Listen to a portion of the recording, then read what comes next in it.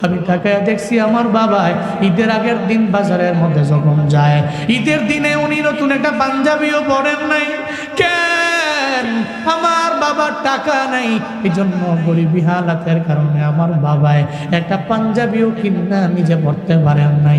আমি বললাম, বাবা আপনি আমারে কিনা দিলেন, আপনি কেন কিনেন না? আমার বাবায় কি যেন একটা কথা বইলা এড়িয়ে যায়, এই কথাটার গুরুত্ব না দিয়া বাবায় চলে গেল। ঈদের দিনে আমি বাবার সঙ্গে হাতে ধইরা ঈদের ময়দানে যাই, আমি তাকায় দেখি আমার বাবার পাঞ্জাবির পেছন দিয়া ছিদ্র ছিদ্র দেখা যায়। আমি তাকায় দেখি টুপিটার মধ্যে ময়লার কোনো অভাব নাই। ওই ঈদের দিনে যাওয়ার পথে আমি আল্লাহর দরবারে কেঁদেছি। আমি আল্লাহকে বলেছি, ও আল্লাহ তুমি আমারে বড় হইলে আমার মা বাবারে নতুন একটা পাঞ্জাবি আর শাড়ি কিনা দেওয়ার মতো তৌফিক দিও। আমি নিয়ত করে নিছি ওদিন থেকে আমি একটু বড় হয়ে গেলে চলে যাব প্রবাসের মধ্যে, কারণ দেশে তো হুজুর আমার কোনো দাম নাই। আমার দেশের মধ্যে আমরা এই পরিমাণ অ্যাবিলিটি অর্জন করতে পারবো না, সামর্থ্য অনুযায়ী মা বাবারে দেখতেও পারবো না। আমাদের শেষ কিছু জমি ছিল, বিক্রি করে চলে আসলাম। আজকে মালয়েশিয়ার মধ্যে আমি থাকি, 19 বছর বয়সে আমি এখানে মায়েরও পাই না। আমি রাতের বেলা আপনার বয়ান লাগায় আমি ঘুমায়া যাই। আমি মায়ের কথা মনে পড়লে চোখের পানি ফেলে কান্না করা ছাড়া কোনো আমার উপায় নাই। আমি 6 মাস হয়েছে প্রবাসে, আমি আমার মায়ের জন্য একটা ফোন পাঠাইছি, বড় ফোন কিনা।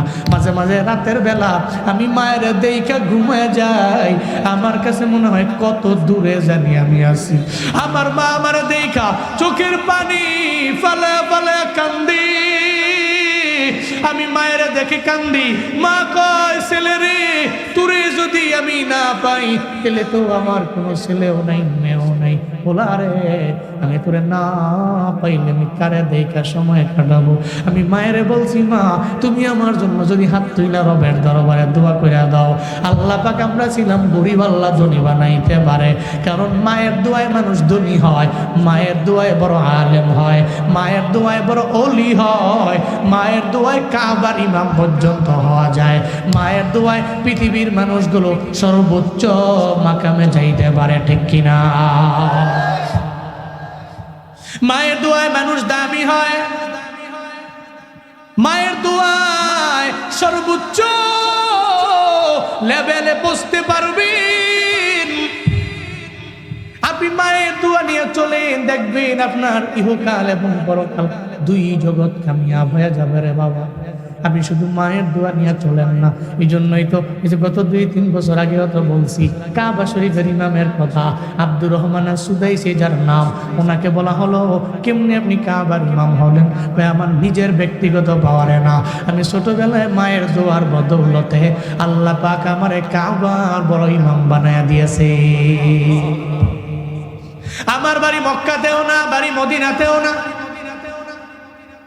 যার তিলাওয়াতে এত মজা, তিলাওয়াতে বৃদ্ধ বয়সে করলেও মানুষগুলো চোখের পানি ফেলা কান্না করে। আব্দুর রহমান সুদাইসি জানা দেয় সাংবাদিকেরা, ছোটবেলায় আমার বাড়িতে ছিল আল কাসিম শহরের মধ্যে, ওই জায়গা থেকে আমি মায়ের সাথে উমরা করার জন্য বাইতুল্লাহ আইলাম, বাইতুল্লাহ তাওয়াফ করতে লাগলাম। হঠাৎ করে আমার মা আমার মাথা ফের এক সাইডে রেখে দিল, মা নিজে নিজে একা একা ঘুরে ঘুরে তাওয়াফ করতে লাগলো।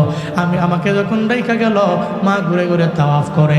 একটু পরে বাইতুল্লাহর প্রতি আমার প্রেম জেগে গেল, আমি বাইতুল্লাহর কালো গিলাপ ধরে তাওয়াফ করার জন্য পাগল পাড়া হয়ে গেলাম। আমি নিজে নিজে একা একা আমি ঘুরতে লাগলাম। হঠাৎ করে মা আব্দুর রহমান সুদাইসির তো খুঁজে পায় না। এত লক্ষ লক্ষ মানুষের ভিড়ে যদি হারায়া যায়, বাইতুল্লাহ এক গেট দিয়ে ঢুকবেন আর ওই গেট দিয়ে বের হবেন, কষ্ট হয়ে যাবে। আপনি এক গেট দিয়ে ঢুকছেন আর এক গেট দিয়ে বের হয়েছেন, গেটের তো কোনো অভাব নাই। এত বড় জায়গা, এত বড় মানুষ, এত মানুষ, ওই জায়গার মধ্যে মা পেরেশানির মধ্যে পড়ে গেলেন। আমার আব্দুর রহমান সুদাইসিনে আমি কোথায় পাবো? মা খুঁজতে যায় দেখে আব্দুর রহমান সুদাই কালো গিলাপ ধরে নিজে একা তাওয়াফ করে। সুবহানাল্লাহ, জোরে পড়বেন না। মা তারা ধমক দিয়া দিল। মা আব্দুর রহমান সুদাইসিরে নিয়ে চলে গেলেন, আবার মাথা ফেরার এক সাইডে নিয়ে মা ওই জায়গার মধ্যে তারা রাইখা মা আবার নিজে নিজে তাওয়াফ করতে লাগলেন। মা ঘুরে ঘুরে তাওয়াফ করে একটা পর্যায়ে আবার পরীক্ষা করার জন্য ওখানে আসে না নাই, আবার গেলেন মায়, যা দেখে আবার ওই জায়গার মধ্যে পোলা যায় নাই, কই গেল মনে হয় আগের জায়গায় গেছে, যা দেখে রে মারে সারা ছোট্ট বাচ্চাটা একা একা বাইতুল্লাহর কালো গিলাফ ধরে আর তাওয়াফ করে করে করে ঘুরে বেড়ায়। মা জানায়া দেয়, আব্দুর রহমান তুই আমি মাতাফের এক সাইডে রেখেছি, কেন তুই তাওয়াফ করার জন্য ব্যাকুল হয়ে গেল? একবার আমি তোরে বারণ করলাম, তুই আমার বারণ মানলি না, আর একবার বললাম মানলি না। আব্দুর রহমান সুদাইসি এবার জানায় দেয়, মা বাইতুল্লাহর কালো গিলাফ তো এমন এক আকর্ষণের জায়গা, এটা দেখলেই তো আমার ভালো লাগে, দেখলেই তো আমার ভালো লাগে। এই ময়দানের মানুষেরা আল্লাহ পাক যাদের তৌফিক দিলেন বাইতুল্লাহর মেহমান বানাইলো, আপনারাই তো বলতে পারবেন ওই কালো গিলাফ দেখার কি মজা। যেই কালো গিলাফ জীবনের প্রথমবার যেই বান্দা দেখবে, ওইটা দেখা আল্লাহর দরবারে যেই দোয়া করবে, আল্লাহ কবুল করে নিতে দেরি করবে না। আল্লাহ জীবনে একবার হলে ওই কালো গিলাফ ধইরা তাওয়াফ করার মতো তৌফিক প্রত্যেকটা মানুষকে বিধান করেন। আরো জোরে পড়ে না আমিন। আল্লাহ তৌফিক দান করেন। আব্দুর রহমান সুদাইসি কালো গিলাফ ধরে তাওয়াফ করে। মারে কয়, মা পৃথিবীতে কত ঘর দেখছি, কিন্তু এত সুন্দর তো দেখিনি।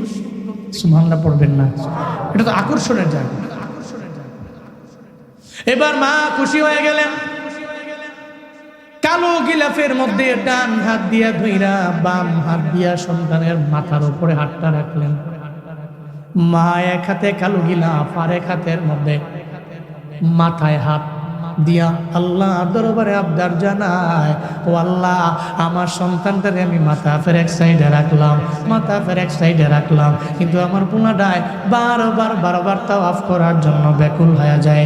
ব্যাকুল হইয়া সে কালো গিলাফ ধরে ধরে ঘুরে ঘুরে তাওয়াফ করে। ও আল্লাহ আমি জানি মায়ের দোয়া কবুল হয়ে যায় আমার জানা, তবে আমার বাড়ি মক্কাতেও না, মদিনাতেও না, আমি নবীর বংশেরও কেউ না। ও আল্লাহ আমি আমার সন্তানের মাথায় হাত রাখলাম আর একটা হাত তোমার ঘরের মধ্যে রাখলাম, আমার সন্তানের কি আমি মায়ের দোয়ার বদৌলতে কাবা শরীফের একজন ইমাম বানায় দেওয়া যায় না? কে দোয়া করছে? কই হাত দিয়ে দোয়া করছে? নূরুন আলা নূর। সুবহানাল্লাহ পড়বেন না? মাথায় হাত দিয়া কালো গিলাফে ধইরা আল্লাহর কাছে কইছে, আল্লাহ পোলাটারে কাবার ইমাম কি বানায় দেওয়া যায় না? ও তো কাবার প্রতি তার আকর্ষণ অনেক বেশি, বানায় কি দেওয়া যায় না? আল্লাহ কয়ে, যা এই সন্তানের মা, আমি আল্লাহ তোর দোয়া কবুল করে নিলাম, তারে কাবা শরীফের বড় ইমাম বানায় দিলাম। বলেন আল্লাহু আকবার। এই আল্লাহ কি নাই? জীবনেও কোনোদিন আপনি অন্য কোনো ব্যক্তিকে প্রায়োরিটি দিতে গিয়ে মায়ের মনে আঘাত দিবেন না, এই নিয়ত করেন। পারবেন তো ইনশাআল্লাহ? আতো আর রজুল যাওজাতাহু ওয়াআফকা উম্মাহু। তাহলে কয়টা পাইলাম? এক নাম্বার, ইদা কানাল মাগনামু দুয়ালা, মানুষ গনিমতের মাল রে নিজের মাল মনে করবে। 2 নাম্বার, আমানতের টাকা নিজের টাকা মনে করবে। 3 নাম্বার, যাকাতকে জরিমানা মনে করবে। 4 নাম্বার, নিজে বউরে প্রায়োরিটি দিবে। 5 নাম্বার, মার অবাধ্য হবে। কয়টা গেল? 5টা। 5টা হয়। ওই যে বউকে ইতোয়াত করবে, হাক্কা উম্মাহু। 5 নম্বরে নিজের মারই অবাধ্য হয়ে যাবে। বউরে ইতোয়াত করে, আনুগত্য করে, ইত্তেবা করে মারা ভুলে যাবে। আপনি বউকে ফলো করতে পারবেন না, ইতোয়াত করতে পারবেন না, বিষয়টা এমন না, কিন্তু আপনি বউয়ের সাথে মিশে সুন্দর একটা পরিবার গঠন করবেন, কোনো অসুবিধা নাই। ইসলাম আপনাকে সেই রাইট দিয়েছে। তবে আপনি মাকে মায়ের জায়গায়, স্থান আছে না, মাকে মায়ের জায়গায়, বউকে বউয়ের জায়গায়, সন্তান সন্তানের জায়গায় থাকবে। আপনি এগুলা ম্যানেজ করে আপনার আকল দিয়া খাটাইয়া সুন্দর একটা পরিবার গঠন করবেন। পারবেন না ইনশাআল্লাহ? আল্লাহ তৌফিক দান করেন। পড়েন আমিন। ওয়ারতাফাতিল আসওয়াতু ফিল মাসাজিদ, এটা হলো 6 নম্বর। মসজিদের মধ্যে হট্টগোল করবে বেশি। হট্টগোল গন্ডগোল আছে না মসজিদে? জুমার দিন লেগে গেলে না 2 দলে হুজুরে কই, আমি কই না, দূর আমনে এটা বাহে না, আরেক বেটা দাঁড়ায় গেছে কাইন্দা, পাওয়ার তো বুঝেন না, টাটুয়ার মালিক আছে মোটামুটি। হ্যাঁ, এবার মনে মনে কয় এবার 9 ফুট আমার 7 ফুট, পাওয়ার দুই অন্যরকম, পোলা খায় 3টা বিদেশ, লাভ দিয়ে দাঁড়ায় এবার মসজিদটা গুলা লিছে। এরকম আছে না নাই? এটা মসজিদ, এটা আপনার ব্যক্তিগত ঘর নয়, এটা কার ঘর? ওখানে উচ্চ আওয়াজে কোনো কথা বলা যাবে? কোনো কথা থাকলে এটা আপনি মসজিদ থেকে বের হয়ে এরপরে বলুন। মসজিদের মধ্যে উচ্চ স্বরে উচ্চ আওয়াজে ঝগড়াঝাটি হট্টগোল মারামারি এগুলো করা যাবে? এটা পবিত্র স্থান, ঘরটা তো আল্লাহ, কার? এটা আপনার পার্সোনাল কোনো হোম নয়, পার্সোনাল কোনো গুরফা কক্ষ নয়, পার্সোনাল ডোম নয় যে আপনি চিল্লাইতেছেন খালি হইতেছেন, এমন না। বহু জায়গায় দেখছি, বহু জায়গায় দেখছি আমাদের এলাকার মধ্যে মসজিদ আছে পাশাপাশি 2টা। আমি অবাক হয়ে যাই মাঝে মাঝে, মানে পাশের এলাকায় 2 মসজিদ পাশাপাশি, সর্বোচ্চ 50 ফিট। বুঝছেন না বিষয়টা? কি বহুত দূরে নাকি 2 মসজিদ? আমি কিরে, তারা এই 2টা মসজিদ কি তারা লগে লগে মানে এলো কি টেহা হলো বেশি নাকি? তাকে মূলত টেহা টুয়া বিষয় না, জুমার দিন লেগে গেছে 2 দল মসজিদের ভিতরেই মারামারি কইরা, যেই দল লাগছে মানে যে 2 দল এর মধ্যে এক দল মোটামুটি বুঝলেন না ফাওয়ারওয়ালা ও টেহাওয়ালা। তোকে মসজিদের আগে আমি জুমার দিন থেকে আইলাম না, এটা বলে তাগো মসজিদ। কয় কি তাগো মসজিদ? বলে মসজিদ কি তাগো তুগো হয় নাকি? মসজিদ কার? এই মিয়া মসজিদ তাগো তুগো কি হবে? তাগো মসজিদে গেলাম না, এটা কইয়া যায় এবার রাগ হইয়া মসজিদ বানা দিতেছে না। আরে বাবুরা বাবু, এটা ঠেক নাকি টাকার পাওয়ার দেয়ছে বাপরে বাপ। তখন তো আমার কাছে মনে হয় 50 ফিট দূরত্ব, তো জুমার দিনে ইন্দা আল্লাহু আকবার কইলে আরেক বেটা জায়গা রুকু সেজদার জায়গা উল্টা পাল্টা হয়েছে কেন? কারণ মাইকটাও তো তারা মনে হয় রেশারেশি করে কিনছে। তারা যদি মাইক লাগায় 8টা, তারা লাগাবো 10টা, খেলা হবে। হ্যাঁ, আর তুমি নামাজ যা নেওয়ানের লেগে আল্লাহ বসে রয়েছে, কয় পৃথিবীতে কোনো বান্দার নামাজ দিতাম না, তুমি উড়াই নিব। তোমরা মারামারি করে আর মসজিদ বানাইছো, বাপরে বাপ। এরকম মুসল্লি আর আছে নাকি? এত দামি মুসল্লি? নাউজুবিল্লাহ, জোরে কয় না। আপনি মারামারি রেশারেশি সমাজ ভাঙ্গা নিজের মতো কইরা নামাজ পড়া আল্লাহকে রাজি করবেন, এত সোজা? সবাইকে নিয়ে থাকতে হবে, ঠান্ডা মাথায় কাজ করতে হবে। মসজিদের ভিতরে কোনো হট্টগোল গন্ডগোল এটা করা যাবে? আজকে থেকে পারবেন তো ইনশাআল্লাহ? তাহলে কিয়ামতের আগে 6 নাম্বার ছোট্ট আলামত হলো মসজিদের মধ্যে গন্ডগোল চলবে। আর 1-2টা বলতাম নি, সময় তো হয়ে গেছে, আবার গলাটাও ব্যথা করতেছে। আচ্ছা, আর গজল কম, লাস্টের দিকে গজল করে শেষ করে দেব। আচ্ছা, এরপরে ওয়াকানা যাঈমুল কওমি আরযালাহুম, সম্প্রদায়ে কওমে গোত্রে বংশে নেতা হবে বকলম নেতা। হ্যাঁ, আর আমি যেটু এই জন্যই কইছি, এই সমাজে আমি রিসার্চ করেছি, আমার গবেষণায় এই সমাজে প্রত্যেকটা বিদ্যমান বকলম নেতা ও গোত্রের বড় নেতা। নিজের নাম লিখতে গেলে এবার মনে হয় ধাত্রী ভেঙ্গে ফিরে গেছে তাড়াতাড়ি। আরে বাপরে বাপ, কলম টলম ভেঙ্গে অবস্থা খারাপ, নাম এবারে বড় মাতবর। এটা নবীজি বলছেন, নবীজি বলছেন কিয়ামতের আগে এমন হবে, কানা যাঈমুল কওম আরযালাহুম, সম্প্রদায়ের লিড দিবে যে ব্যক্তি মূর্খ, এই ব্যক্তি সম্প্রদায়ের লিড দিবে, গোত্রের লিড দিবে, বংশের লিড দিবে, সমাজের লিড দিবে। এটা নবীজি বলছেন। অক্রিমার রজুল মাখাফাতা শাররি, আরেকটা 8 নম্বরে নবীজি বলছেন উক্রিমার রজুল মাখাফাতা শাররি, একটা ব্যক্তিকে সম্মান করা হবে মাখাফাতা শাররি, সে ক্ষতি করে ফেলবে এই ভয়ে। চলে না? তারে যদি সম্মান করে পোস্টারের নামটা না দেও, মাহফিলটা বন্ধ হয়ে যাবে। কথা কোন ঠিক কিনা বলেন, ঠিক কিনা বলেন? তারা যদি নামটা যদি না দেও না উপরে, বন্ধ করে দিও মাহফিলটা। আমাদের এলাকায় বহু মাহফিল ভাবে বন্ধ হয়েছে, আমাদের এলাকায় চান্দিনায় বহু মাহফিল ভাবে বন্ধ হয়েছে। আমি দেখছি আহলে হক উলামায়ে কেরামদের এক মাহফিল বন্ধ হয়েছে। কেন? ওই এলাকার মধ্যে এক হুজুর আছে, হুজুর হুজুর হুজুর আচ্ছা, তবে হুজুর নামে কলঙ্ক আছে না কিছু, উলামায়ে সু, খারাপ হুজুর আর কি। তো হুজুরে করছে কি, এই আহলে হক উলামায়ে কেরামদের মাহফিল এবারে রাত্রেবেলা গিয়া 12টা 1টা বাজে সবাই ঘুমাই গেছে গা, বাজারের মধ্যে পোস্টারটা টান দিয়ে ছিড়াইছে। সিসি ক্যামেরায় ধরাও হয়ে রয়েছে। কামড়া হয়েছে কি, পরের দিন তো বিশাল এত বড় সাহস, অন্য একটা সুরে বাটপারে একটা সুরো ফলায় ছিললে এটা মানতাম, এবারে হুজুর মসজিদের এবারে আমি পোস্টারটা ছিল হইল চিল্লা জুড়ে করে পড়েন আল্লাহু আকবার। আল্লাহ পাক সূরা ইয়াসিনে বললেন, অদিন অবিশ্বাসীরা এরা বলবে ইয়া ওয়াইলানা মান বাসানা মিন মারকাদিনা, আমরা তো কবরের মধ্যে শুয়ে আছি, এই সাহিত্য অবস্থা থেকে কে আমাদের আবার পুনরুত্থান করলো, কে আবার এই কবরের মধ্য থেকে আমাদের উঠাইল। অবিশ্বাসীরা এই কথা বলবে আর এরা বলতে থাকবে মিম্মার কদিনা হাদা মা ওয়াদার রহমান ওয়া সাদাকাল মুরসালুন। তখন জমিন নিজেই বলবে, এই যে আল্লাহ পাক জানায়া দিলেন ইয়াউমাইদিন তুহাদ্দিসু আখবারাহা, ওদিন তো জমিন নিজের জবান জমিনকে আল্লাহ পাক খুলে দিবে, আল্লাহ জমিনকে এমন পাওয়ার দিয়া দিবে, জমিন বলবে এই কাফেরেরা তোরা জানা নাই, দুনিয়াতে এতটুকু জানছো, যদিও জানছো কিন্তু মানো নাই, তোমাদের ব্রেইনের মধ্যে ছিল কিন্তু মানো নাই। একটা হিন্দুও জানে মুসলমানের ধর্মের মতো শান্তির ধর্ম কোনোটা নাই, একটা খ্রিস্টানও জানে ইসলাম ধর্মের মতো শান্তির ধর্ম কোনোটা নাই, একটা বেদিনও জানে আমগো ধর্মের মতো শান্তির ধর্ম দ্বিতীয় সেকেন্ড নাম্বার কেউ নাই, কিন্তু জানা আছে রে মানা নাই। মনে রাখবেন বাবা, সব জানেন মানেন না, এর মানে আপনি মানলে ওয়ালা ইমানদার না, ঠিক কিনা?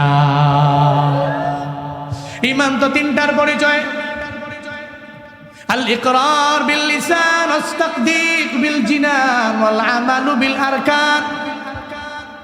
আপনি এক নম্বরে কালেমা পড়লেন, লা ইলাহা ইল্লাল্লাহ আপনি পড়ে নিলেন, মৌখিকভাবে স্বীকৃতি দিয়ে দিলেন আপনি মুসলমান, পরিপূর্ণ হন নাই। এরপরে আপনার অন্তরের মধ্যেও লালন করলেন আল্লাহ ছাড়া কোনো ইলাহ আছে, আল্লাহ ছাড়া কোনো ইলাহ নাই, এটা আপনি অন্তর দিয়েও পরিপূর্ণ বিশ্বাস করে নিলেন না বাবা। এরপরে তিন নম্বরে আপনার এতটুকু বইলেই তো ক্ষান্ত নাই, এরপরে আমল করা লাগবে। আল্লাহ যা বললেন তা মানবেন, আল্লাহ যদি বলে ডানে যাও ডানে যাবেন, নবী বলছে তুই বামে যাও না বামে যাওয়া যাবে না, এর মানে আমল বিল আরকান, আরকানের দ্বারা আমলও করা লাগবে কি লাগবে না? লাগবে না? আপনাদের এলাকায় হিন্দু আছে না নাই? আসেনি? হিন্দু আছে, হিন্দু যে বাজার থেকে বাজার করে, বাজার থেকে আপনি বাজার করেন না, করেন? হিন্দু যে মুদি দোকানে যায় আপনি জান না? হিন্দু জান থেকে পাঞ্জাবি বানায় বা শার্ট বানায়, আপনি ওখান থেকে মনে হয় পাঞ্জাবি বানান না, বানাননি? এর মানে বোঝা গেল হিন্দু যা করে প্রায় তাই করি, হিন্দু দোকানে যায় আমিও যাই, হিন্দু যেই দোকান থেকে শার্ট বানায় পাঞ্জাবি বানাই, হিন্দু দেখবেন মাঝে মাঝে টুপি লাগায়, আমিও টুপি লাগাইলাম। আবার হিন্দুর গালের মধ্যে দাড়ি আছে না নাই? রবীন্দ্রনাথ ঠাকুর দাড়ি আছে না নাই? ছোট না বড়? এর মানে সে মুসলিম। কথা বলে না কেন? মুসলিম। আবার বহু এমন হিন্দু আছে যারা গরুর গোশত খায়, কি আর নাই? আরে আমগো এলাকায় হিন্দু অভাব নেই, আমার ডানে বামে বাড়ির অভাব নেই। একদিন আমি বাড়ি থেকে বেরোইছি, প্রোগ্রামে যাব, বাজারে আসার পরে হিন্দু আমার গাড়ি ব্রেক দিয়েছে সামনে দাঁড়িয়ে। আমি গ্লাস নামে বললাম কিরে কিছু বলবা? প্রতিদিন মাহফিলে যান আম করে কিনে এমন যায় না? আমি কই কয় কি বলে কি?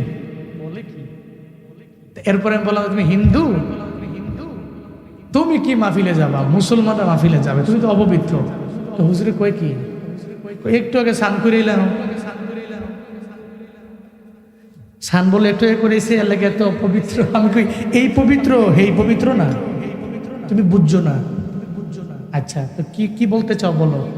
আসলে মনটায় চায় মাহফিলে যাওয়ার, আমরা তো জানি হুজুরগো খাওয়ান বানায়। এর মানে হিন্দুরাও জানে যে হুজুরগো, বাংলাদেশের মানুষ কিছু জানুক বা না জানুক এতটুকু জানা আছে যে হুজুরদের খাওয়ান ভালো লাগে। আলহামদুলিল্লাহ আমি খাওয়ান বালা, আমরা অস্বীকার করি না। কে খাওয়ায়? ঠিক আছে খাওয়ান বালা, এটাও বুঝছো। কি বলতে চাও?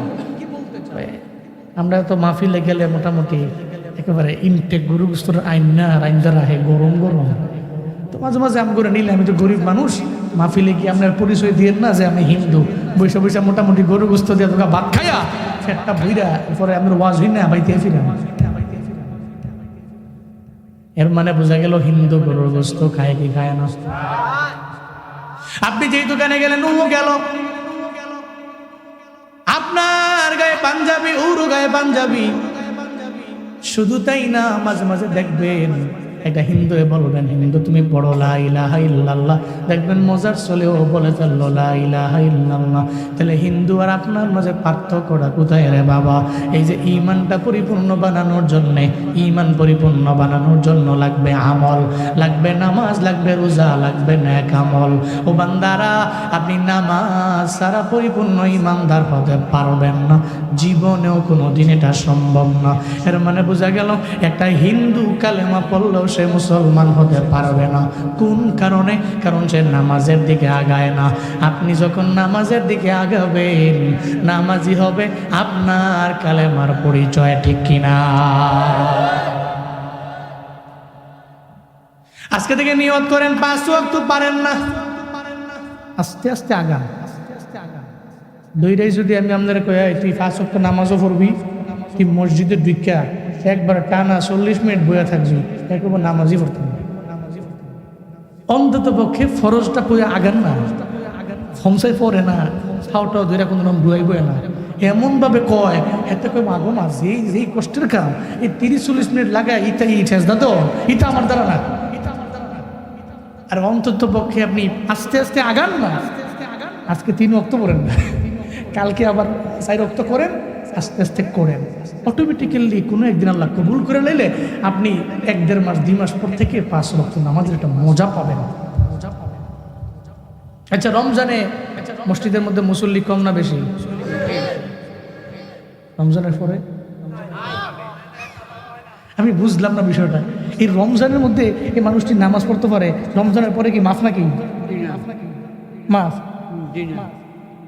তো রমজানের পরে পরে নাকি? যে বেটায় রমজানে পারে এবারে তো রমজানের পরেও পারে। এর মানে শয়তানের ধোঁকা। কার ধোঁকা?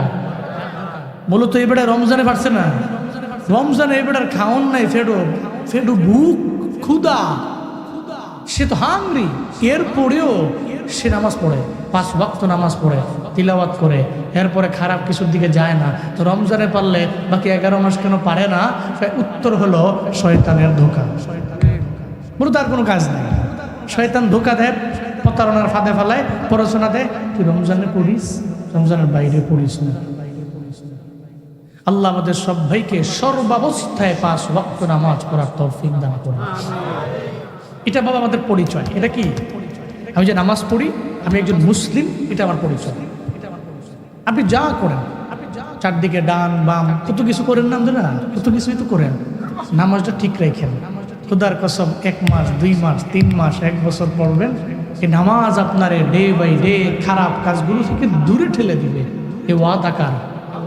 ইন্নাস সালাতা তানহা আনিল ফাহশাই ওয়াল মুনকার ওয়া লাযিকরুল্লাহি আকবার আল্লাহু ইয়ালামু মা তাসনাউন। চিল্লায়া পড়েন আল্লাহু আকবার। আল্লাহ পাক বলেন ইন্নাস সালাতা তানহা, তুমি নামাজ পড়েছো, তোমার নামাজ 1 দিন হয়ে গেল তোমার খারাপ কাজ থেকে ফিরায় না, 2 দিন হয়ে গেল ফিরায় না, 3 দিন হয়ে গেল ফিরায় না, 1 মাস হয়ে গেল ফিরায় না, 2 মাস হয়ে গেল ফিরায় না, 1 বছর হয়ে গেল ফিরায় না। আল্লাহর কসম নামাজটারে কন্টিনিউ রাখো।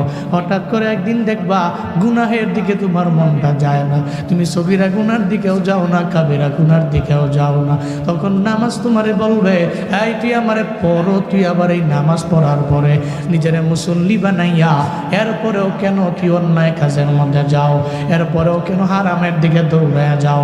দেখবেন নামাজটা আপনার গালিগালাজ থেকে দূরে রাখবে, মিথ্যা কথা থেকে দূরে রাখবে, অন্যায় থেকে দূরে রাখবে। এক কথায় নামাজ আপনারে সব গর্হিত কাজ থেকে দূরে রাখবে। চিল্লা বলেন ঘোষণা কার? তাহলে হাসরের ময়দানে জাহান্নামীরা বলবে, এই জমিনের কি হয়ে গেল? তখন জমিন বলবে তোর জানা নাই, হাদা মা ওয়াদার রহমান ওয়া সাদাকাল মুরসালুন। আল্লাহ পাক রব্বুল আলামিন বলেন, জমিন বলবে এটাই তো ছিল আমার আল্লাহর প্রতিশ্রুতি যে দুনিয়ার পরে আখেরাত, দুনিয়ার পরে আখেরাত আছে। এই ভুইলা যেও না, আমি আল্লাহ তোমার জবাবদিহিতার কাঠ গড়ায় দাঁড় করাবো না, এই বিষয়ে তুমি ভুইলা যেও না।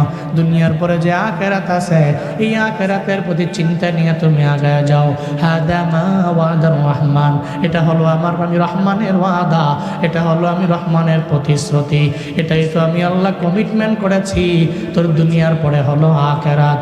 আর ওয়া সাদাকাল মুরসালুন, সমস্ত রাসূলেরা এই বিষয়ে সত্যায়ন করে বললেন দুনিয়ার পরে আখেরাত আছে, এতে বিন্দু মাত্র পরিমাণ কোনো সন্দেহ নাই। জমিন জবাব দিয়ে দিবে, এজন্য আমি এমন করি কারণ আখেরাত। কিন্তু মুমিনের জীবনে কোনো চিন্তা নাই।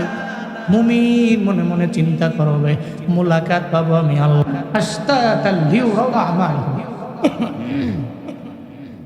জমিন সেদিন জমিনের মধ্যে প্রত্যেকটা মানুষ ইয়াসদুরুন নাস আশতাতা, এরা দলে দলে দলে দলে ভাগ হয়ে যাবে। কিন্তু যতই দল হবে মূল দল দুইটা। কয়টা বলে না? মূল দল কয়টা? এক দল জান্নাতি, পথ কয়টা? দুইটা। মূল পথ, মূল মত দুইটা। ইন্নাল আবরারা লাফি নাঈম ওয়া ইন্নাল ফুজ্জারা লাফি জাহিম। একটা হলো আবরারদের পথ, আরেকটা হলো ফুজ্জারদের পথ। পথ হলো দুইটা, জানায়া দিলেন আমার আল্লাহ।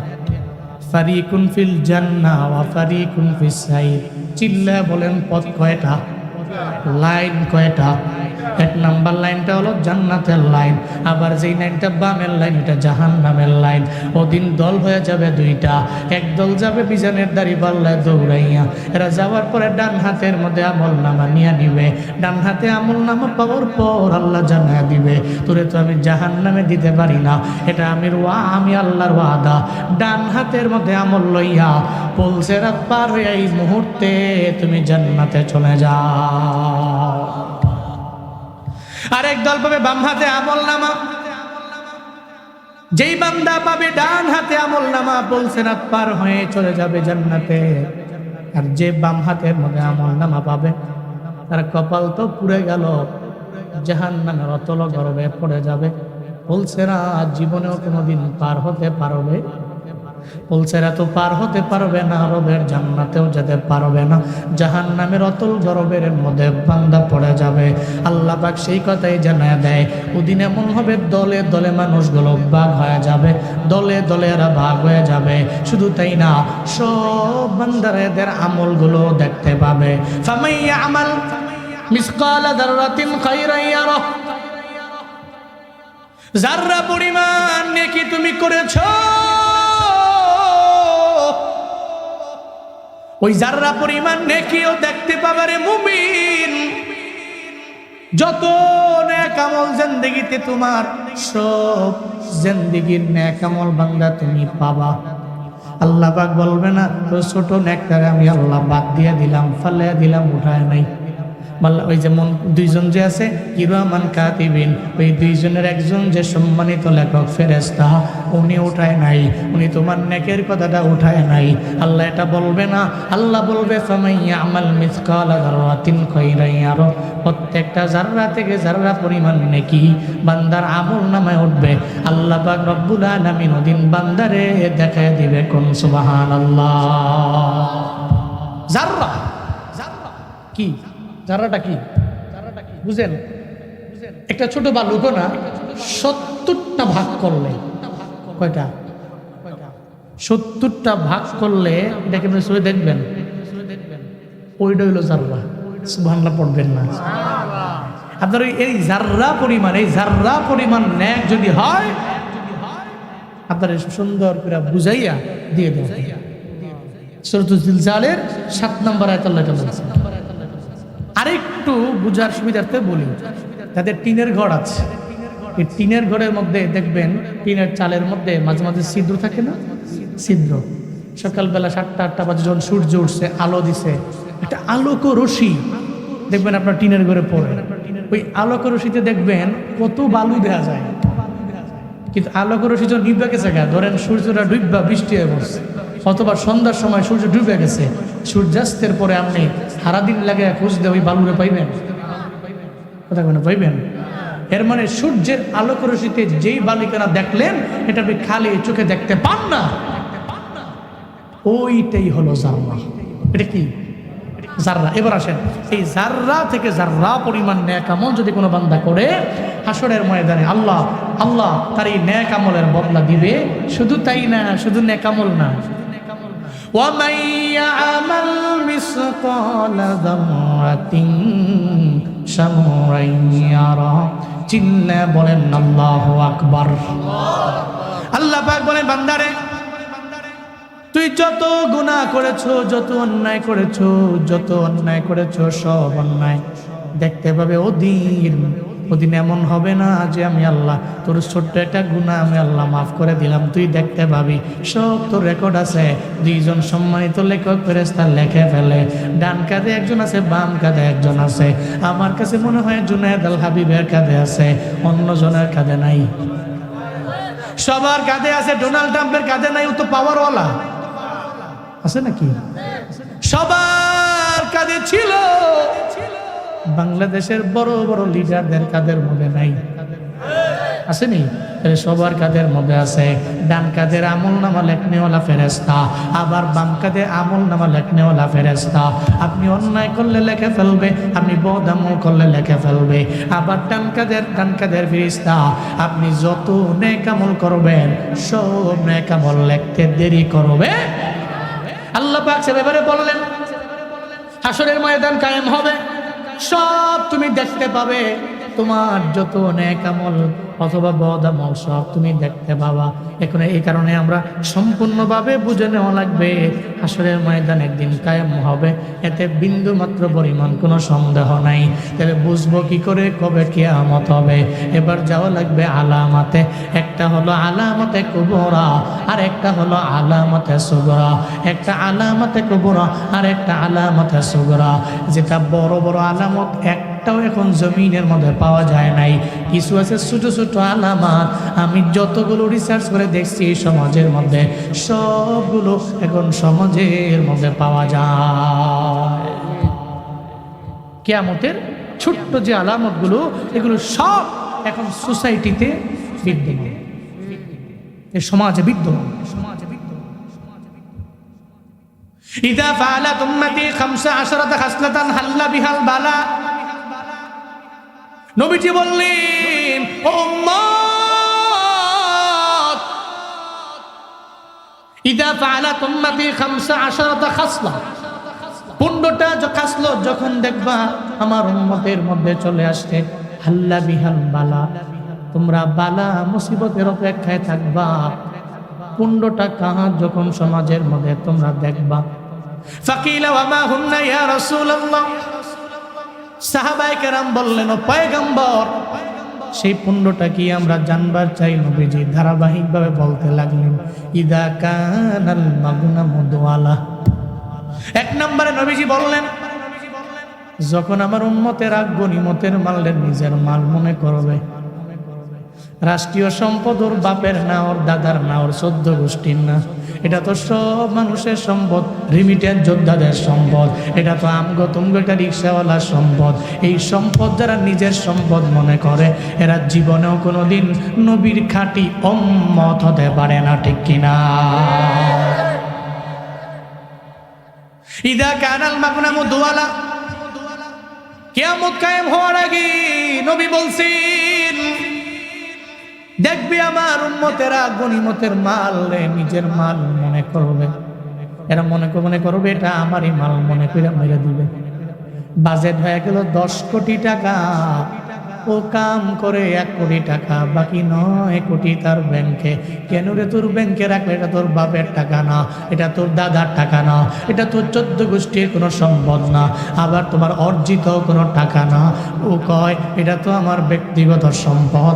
যারা এটা বলে এটাই হলো কিয়ামতের আলামত। ইদা কানাল মাগনামু দুয়ালা, আমি বলছি না নবীজি বলছেন? গনিমতের মাল যারা নিজের মাল মনে করে, রাষ্ট্রীয় সম্পদ যারা নিজের সম্পদ মনে করে ভোগ করে, যখনই করবে কিয়ামত অত্যাসন্ন।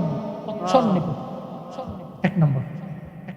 2 নম্বর, নবীজি বলেন সাহাবীরা, ওয়াজ যাকাতু মাগরুম, ওয়াজ যাকাতু মাগরুম। আমার উম্মতেরা যাকাতকে জরিমানা মনে করবে। কি মনে করবে? যাকাতকে মনে করবে জরিমানা। সমাজে বহু ধনী আছে, টাকা পয়সা খরচ করে আলহামদুলিল্লাহ, কিন্তু যাকাতের বেলায় নাই। এমন আছে না নাই? যাকাতের বেলায় নাই। উনি লেনদেন করে, লেনদেন করতে করতে করতে করতে বহু লেনদেন করেছে, কিন্তু যাকাতের বেলায় উনি নাই। উনি মনে করে এটা তো জরিমানা, এটা দিয়ে মুখে কমে যাবো। যাকাত দেওয়া কি ফরজ না নফল? মুস্তাহাব কি? আপনার পরিচয়, আপনি যে মুসলিম পরিচয় কি? আপনি যাকাত দেন, এই কারণে আপনি মুসলিম। এটা আপনার পরিচয়। তো যাকাত, বুনিয়াল ইসলাম আলা খামসিন, শাহাদাতি আল্লা ইলাহা ইল্লাল্লাহ ওয়া আন্না মুহাম্মাদার রাসূলুল্লাহ ওয়া ইকামিস সালাহ ওয়া ইতাইজ যাকাত ওয়াল হজ ওয়া সাওমি রমাদান। ইসলামটা দাঁড়িয়েছে 5টা স্তম্ভের উপর। কয়টা? 5টা। 1 নাম্বার শাহাদাতু আল্লা ইলাহা ইল্লাল্লাহ ওয়া আন্না মুহাম্মাদার রাসূলুল্লাহ। 1 নম্বরে কালিমা। 1 নম্বরে কি? কালিমা। 2 নাম্বার ওয়া ইকামিস সালাহ, নামাজ। কি? নামাজ। 3 নাম্বার ওয়া ইতাইজ যাকাত, যাকাত প্রদান। কি? যাকাত। 4 নাম্বার হল হজ, হজ করা, হজ করা। 5 নাম্বার সাওমি রমাদান, রমজান মাসে রোজা রাখা। কয়টা? ইসলামটা দাঁড়িয়ে আছে যে 5টা স্তম্ভের উপরে। আমি যে ইসলাম ধর্মের লোক, আমি যে ইসলামের উপরে দাঁড়িয়ে আছি, তাহলে আমার এই স্তম্ভগুলো, আমার এই পিলার, আমার এই ফাউন্ডেশনের এই রুটগুলোকে ঠিক রাখা লাগবে কি লাগবে না? আমি এই যখন এই 5টাকে ঠিক রাখবো, তখনই আমি একজন মুসলিমে কামেল। ঠিক কিনা? এটাই তো ইসলামের স্তম্ভ। তাহলে যাকাত প্রদান করা এটা জরিমানা নয়, এটা মুসলমানদের ঈমানের পরিচয়। মুসলমান মনে করে আমাকে সম্পদ দিয়েছেন কে? কে দিয়েছেন? আপনি তো গরিব ছিলেন, আপনাকে কে ধনী বানিয়েছেন? কে বানিয়েছেন? আপনি মনে করছেন এই ধন দৌলত একেবারে মৃত্যু পর্যন্তই থাকবে, আল্লাহ জীবনেও কোনোদিন নিতে পারবে না, মনে করছেন এমন না। সাডেনলি তো আপনার হাতের মধ্যে কোনো সম্পত্তি নাই, আপনি আর পান না। এই ধনী, যতই বাহাদুরি করো, হঠাৎ করে দেখবা বিকেল বেলা তুমি নাই, তোমার সম্পদও নাই, তোমার বাড়িও নাই। গত 2-3 বছর আগে যে বঙ্গবাজারের মধ্যে আগুন লাগলো, এক আল্লাহর বান্দা চোখের পানি ফালায়া ফালায়া কাঁদতেছিল। আমি যাকাত দিয়েছি, আমি যাকাত দেই, রমজান মাসে আমি যাকাত দেই, আমি এত পরিমাণে যাকাত দিই আমার পুরো এলাকার মধ্যে ছড়ায়া ছড়ায়া। এখন রমজানের মধ্যেই তো আগুনটা লাগছিল, ওই এখন তো আমার এমন হয়ে গেল, এখন আমি নিজে যাকাত খাওয়ার মতো উপযুক্ত হয়ে গেলাম। আমার যত সম্পত্তি আছে সব পুরো সরকার হয়ে গেল। এর মানে তোমার এত টাকা, তুমি এত বাড়ির মালিক, গাড়ির মালিক, তোমার সব ব্যবসা প্রতিষ্ঠান আছে। আল্লাহ কয় আমি আল্লাহ তো এমন ধনী, আমার ফুরায় না। আমি আল্লাহ তোরা দিলে দেওয়ার মতো আমি আল্লাহ দিতে পারি। তুই যদি মনে করো সব আমার, এই চিন্তা নিয়ে যদি আগায় যাও, আমি আল্লাহ তখন সুবল মেরে সব নিয়ে যাইতে পারি। কারণ ধনী হলো আমার আল্লাহ, আল্লাহর কাছে সব আমরা গরিব। ঠিক কিনা? ইয়া আইয়ুহান নাস আনতুমুল ফুকারা ইলাল্লাহ। আল্লাহ পাক বলেন মানুষ, আল্লাহ আল্লাহর কাছে তোমরা বড় গরিব, বড় অসহায়। আল্লাহর কাছে তোমরা বড় গরিব, বড় অসহায়। তোমরা, আল্লাহ হলেন আমার ধনী, আল্লাহ হলেন গুণী, আল্লাহ হলেন হামিদ। আল্লাহ প্রশংসিত, আমার আল্লাহ হলেন ধনী। আল্লাহ হলো মোস্ট রিচেস্ট। আল্লাহর চাইতে এমন বড় ধনী কেউ নাই। তুমি যদি মনে করো তুমি বড় ধনওয়ালা, ধনের ভান্ডার তোমার আছে, তাহলে কারুনের দিকে তাকাও না। আজও কারুনের যত সম্পদ আছে, সব সম্পদ তো জমিনের মধ্যে ডাবে আর ডাবে আর ডাবে। কিয়ামত পর্যন্ত হাদিস সাক্ষী আছে, কিয়ামত পর্যন্ত কারুনের এই সম্পদগুলা এই জমিনের নিচেই যেতে থাকবে, নিচেই যেতে থাকবে। কারণের এত পরিমাণের সম্পদ, আল্লাহ কয় সম্পদের পাওয়ার দেখে লাভ নাই। সম্পদ তো দিতে পারি আমি আল্লাহ, আবার অহংকার করলে নিতে পারে আমার আল্লাহ। এই জন্য মুমিন যাকাতকে জরিমানা মনে করে না। যাকাত দিলে সম্পদ আল্লাহ বাড়ায় দেয়, চিন্তা করে যাকাত দেওয়া লাগবে। তবে কিয়ামতের আগে সমাজের লোকেরা যাকাতকে জরিমানা মনে করবে। ও চিন্তা করবে আমি যাকাত দিব, সময় আবার বিশিষ্ট দানবীর বলবে এই চিন্তা নিয়ে যাকাত দেয়। রমজানে সবার বাড়িতে বাড়িতে যায় কাঠ দিয়ে আসে, 500, 600, 700 চোখের কাঠ দিয়ে আইসা এবার যাকাত দেওয়ার সময় দেয় মাত্র 200, 250 জনেরে। সব লাইনে দাঁড়ায় রইল সারাদিন লাগাইয়া, রোজা রাইখা কষ্ট করে মানুষ লাইনে দাঁড়াইলো। এরপরে দেখবেন ওই ধনী মানুষ কি পাওয়ার নিয়া, ভাব নিয়া সামনে দাঁড়ায় থাকে, আমি তো যাকাত দিইলে আমার পাওয়ার কত জানি। সবাই আমারে ভাই ভাই বলে ডাকবে, সবাই আমারে পাওয়ারফুল ম্যান বলবে, সমাজের মধ্যে আমারে বিশিষ্ট দানবীর আমারে বলবে। সবাই রে মানুষের মতো মানুষ না মনে কইরা ও দেখবেন সারাদিন লাগে মানুষগুলো লাইনে দাঁড় করে রাখে। 200, 300 জন দেওয়ার পরে বাকি আর 200 জনের আর মনে রাখে না। এরপরে সবাই রে কয় আজকে বিদায় নাও, তুমি করে দেওয়া হবে না, শেষ হয়ে গেল। ও বাবা, এমন যাকাত দেওয়ার তোমার কিসের দরকার? যাকাত তো এমনিতে দেওয়া লাগবে। আপনি যাকাতটা তার বাড়ির মধ্যে গিয়া তারে দিয়ে আসবেন। আপনি সবার কাছে পৌঁছে দিয়ে আসলেন, আবার তারা আসলো কষ্ট করে দাঁড়ায় রইল, আপনি ঠিক মতো দিতেও পারবেন না। আবার এদেরকে কষ্ট দিয়া 3 ঘন্টা সময় নষ্ট করে বাড়ি পাঠাবেন। এমন যাকাত দেওয়ার কথা আল্লাহ বলেন নাই, ঠিক কিনা? আল্লাহ এমন যাকাত দেওয়ার কথা বলেন নাই আপনারে। আবার এমন যাকাত দেয় লুঙ্গি। এবারে মনে মনে কয়টা লুঙ্গি নিয়ে পড়ছিলাম, লুঙ্গির একটা দোয়া দিছি, মনে হয় যে তেনা তেনা হয়ে গেছে, সিরে যাবো। 2 দিন যার ফরমু উপায় নাই। পরে বেটা মনে মনে করি লুঙ্গি ফিরে পাবলিক প্লেসে গেলে মানুষের শরম দিব, এরকম আছে না নাই? আমাদের এই লুঙ্গি দিতে কইছে কেন? আপনি যাকাত দিতেছেন, আপনি কি মনে করছেন এটা জরিমানা নাকি?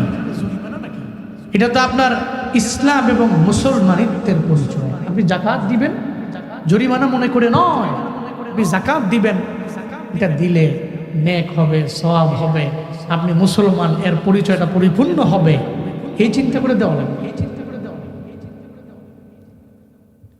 এরপরে আমানাতু মাগনামা, আমানাত মনে করবে এরা, নিজের টাকা মনে করে আমানতের টাকাও মাইরা দিবে। এজন্যই তো মানুষ মানুষের এখন বিশ্বাস করে নাকি? তোর কাছে টেহা দিব, আমি এটা অবিশ্বাস করি না। তবে বড়দের দোষকে অনেক বেশি বড় দোষ বলা যায় না। আপনার মা বড় মুরব্বী মা, আপনার বাবা বড় মুরব্বী, আপনি বলবেন বাবারে তুমি তোমার সব পোলারে সমান চোখে দেখো, নাহলে আল্লাহ দরবারে হিসাব দেওয়া লাগবে। এতটুকু আপনি বাবারে ঠান্ডা মাথায় বুঝাইয়া দিবেন, আপনার মারে বলে দিবেন। এরপরেও যদি এরা আপনার 3 ছেলে, এক ছেলেরে আর এক রকম দেখে, আর এক ছেলেরে আর এক রকম দেখে, তাহলে জবাবদিহিতার কাজ করা তো আপনার আব্বার লেগাও যা, আপনার লেগাও তা, সবার জন্য এটা সমান। আপনার আব্বা আল্লাহর কাছে জবাবদিহি করা লাগবে, আপনার মাও করবে।